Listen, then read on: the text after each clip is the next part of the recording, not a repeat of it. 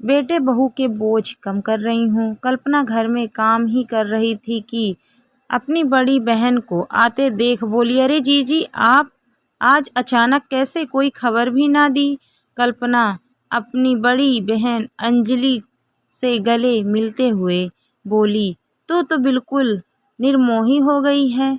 सिर्फ तुझे अपने बच्चे और पोते पोतियों का ख्याल रहता है। एक बड़ी बहन भी है तेरी, उसकी भी कभी खोज खबर ले लिया कर।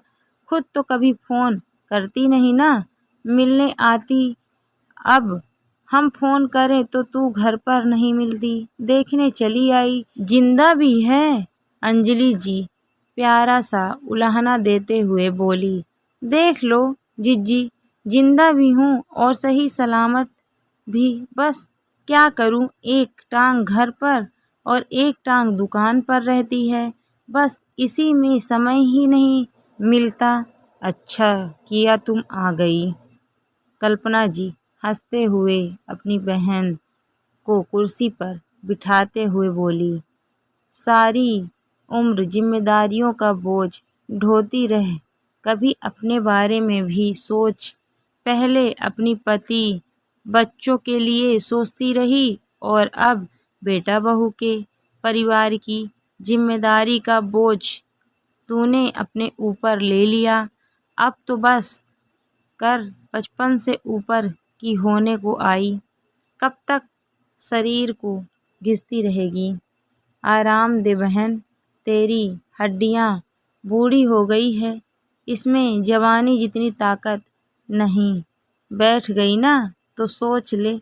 क्यों बहू, सही कह रही हूँ ना मैं? यूँ मत कहना, मौसी सास आकर मेरी सास को बिगाड़ रही हैं।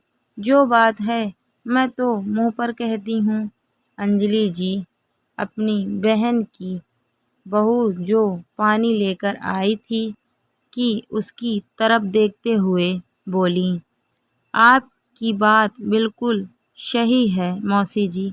हम तो अम्मा को कहते हैं आराम करो, लेकिन यह मानती ही नहीं है। कहती हैं आराम करने से शरीर में जंग लग जाएगा, बैठे बैठे खाने से बीमारियां शरीर में घर करेगी। वो अलग, जब तक चलती रहूँगी शरीर भी चलता रहेगा। पूछ लो मौसी जी, मैं झूठ कह रही हूँ तो अम्मा से। बहू मौसी सास के पैर दबाते हुए बोली, हाँ हाँ हाँ, सही तो कहती हूँ। मेरे बस की नहीं घर पर बैठकर चारपाई तोड़ना। और वैसे भी सास बहू साथ घर में रहेंगे तो झगड़ा ही करेंगे ना।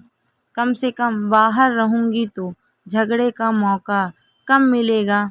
ऐसा क्यों बहू?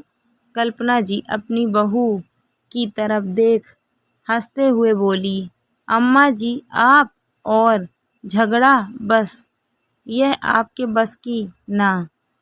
मेरे बस की बहुत कुछ है बहू। अभी तो तू जा और अपनी मौसी के लिए चाय और नाश्ते की तैयारी कर, तुझसे तो मैं बाद में निपटूंगी। कल्पना जी अपनी बहू को प्यार से डांटते हुए आदेश देते हुए बोली, कल्पना तेरी बहू वाकई में ही बहुत अच्छी है, इसमें कोई दो राय नहीं। बेटा बहू तुझे आराम करने के लिए कह रहे हैं तो तू ही क्यों बुढ़ापे में इतना खट रही है। आराम कर बहन, बहुत काम कर लिया। अंजलि जी अपनी बहन को समझाते हुए बोली, आराम किसको प्यारा नहीं जीजी, लेकिन जब पता हो घर के हालात सही नहीं तो जिम्मेदारियां से मुंह मोड़ आराम करना मुझे तो अच्छा नहीं लगता। मैं समझती नहीं क्या रुपेश का काम धंधा अच्छा नहीं चल रहा, कुछ दिक्कत है।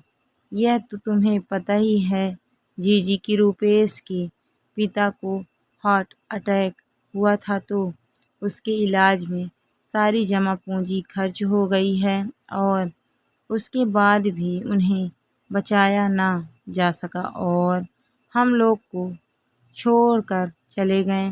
लेकिन अपने साथ घर की मुखिया व जमा पूंजी को भी अपने साथ ले गई। हम लोगों पर दुखों का पहाड़ टूट पड़ा।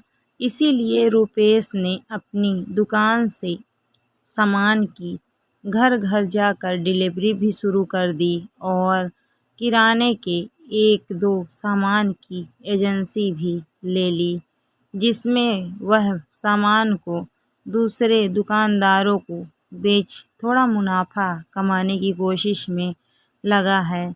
जब वह डिलीवरी के लिए जाता है तो मैं उस समय दुकान पर बैठ जाती हूँ।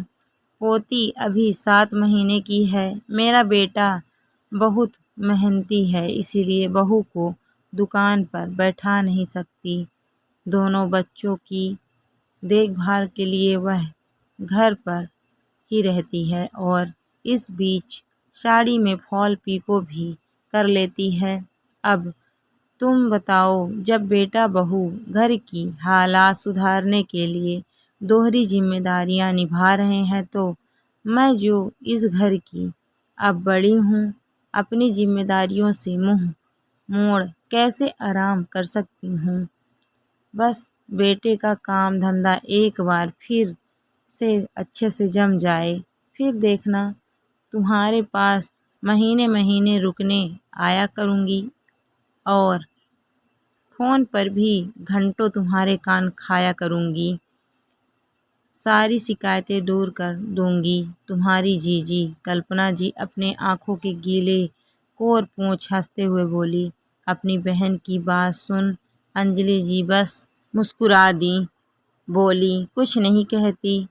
कहती भी क्या, वह भी तो एक औरत हैं और जानती हैं कि एक औरत की ख्वाहिशें शायद ही कभी पूरी हो, लेकिन जिम्मेदारियां मरते दम तक भी पूरी नहीं होती। रसोई में चाय बनाती बहू की कानों में भी अपनी सास की बातें पड़ी तो अपनी सास के विचार सुन उसकी आंखें भी गीली हो गई।